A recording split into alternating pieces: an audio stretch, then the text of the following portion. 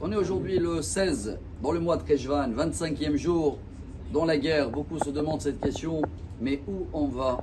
Quand ça va se terminer? Combien de temps ça va durer? Bien sûr qu'on n'a pas les réponses, mais je crois que les parachiotes ils nous donnent un très beau message. Vous avez remarqué la semaine dernière, on avait commencé avec Lech Lecha, que Dieu il dit à Abraham, vas-y tu abandonnes tout et tu vas où? On ne sait pas, avance.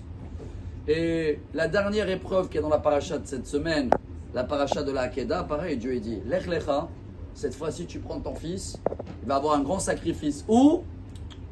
Je vais te montrer, avance. Dans la vie, comme ça dit le Rav Steinzlatz, c'est très beau, le fait de ne pas avoir un but, de ne pas avoir une station, de ne pas savoir où on va, c'est une des épreuves les plus dures qu'il y a. Peut-être nous on pensait, et voilà le lien qui fait le Rav entre le premier épreuve d'Abraham, Lech Lecha, c'est quoi? 75 ans, quitte ta famille, prends tes valises et vas-y, vers où? On ne sait même pas, il ne savait pas qu'il fait la Aliyah, il ne savait même pas où il va. Ça c'est très dur. Et le dernier, va maintenant aussi, mais avec ton fils, il va avoir un sacrifice. Chers amis, on est venu ici, on a fait la Aliyah, on est venu dans un pays à 75 ans, on ne savait rien. On est venu avec les valises, avec les tentes, on est venu. Fait Marrakech, partout, on ne savait pas, on était attaqué le lendemain. 75 ans après, on se retrouve aujourd'hui dans la même situation. On connaît notre pays, on a notre adresse, mais où on va maintenant avec les ennemis qui sont autour?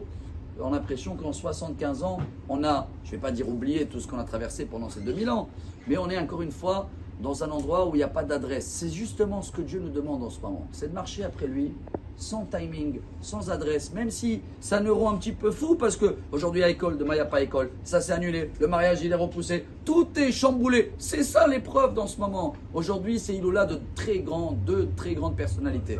Le premier c'est le Rav Shar qui était le Rosh Yeshiva de Ponovitch, décédé 2001. Il était dans la Yeshiva et il pouvait rester à étudier une page de Gemara pendant un mois. Et à la fin de le mois, vous croyez qu'il connaît la page? Il dit à tous les élèves, bon, il a une question, il annule tout le mois de travail. On recommence. C'est ça le but. Ça, c'est une méthode. Aujourd'hui aussi, c'est la Iloula, très grande personnalité. On l'a appelé le prof, Rabbi Shlomo Karlibach. Vous avez entendu parler de lui? Les Echadodi. C'est un des airs que lui, il a instauré. Et lui, après que le Rabbi de Lubavitch, il a envoyé, il avait une mission.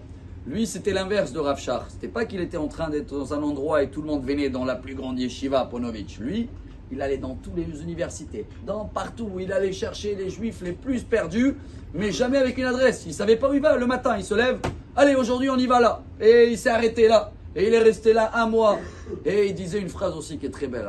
On a le droit des fois d'être triste, mais il ne faut jamais que ça empêche la joie de perdre de la joie. C'est ce mélange entre les deux. Alors à Botaï, on est dans une période de guerre. On va où? On ne sait pas. Combien de temps? On ne sait pas. C'est quoi le programme? On ne sait pas, mais on sait quelque chose de très beau. C'est ce que Dieu il veut en ce moment. On marche avec lui. Et talech lefanaï vehiyet tamim, qu'on soit comme Abraham, intègre, sans demander des questions, suive. Et même si les programmes ils n'arrêtent pas de changer, on va essayer de les faire avec plus de la joie que de la tristesse. Et comme ça, on va comprendre que c'est ça le but autour à Botaï. Le but de judaïsme, on termine avec cette phrase de Rav Steinzlatz, c'est de savoir que tu as beaucoup de questions. Et même si demain tu vas avoir des réponses, mais ces réponses-là, ils vont te développer encore des questions. Et comme ça, tu es toujours dans un Lech Lecha. Toujours tu avances. Vers où? El Haaretz Asher Areka. Il y a Dieu qui sait. Et si Dieu veut, on va voir très clair bientôt que des bonnes nouvelles et que des miracles qu'ils ont déjà commencé hier. Excellente journée.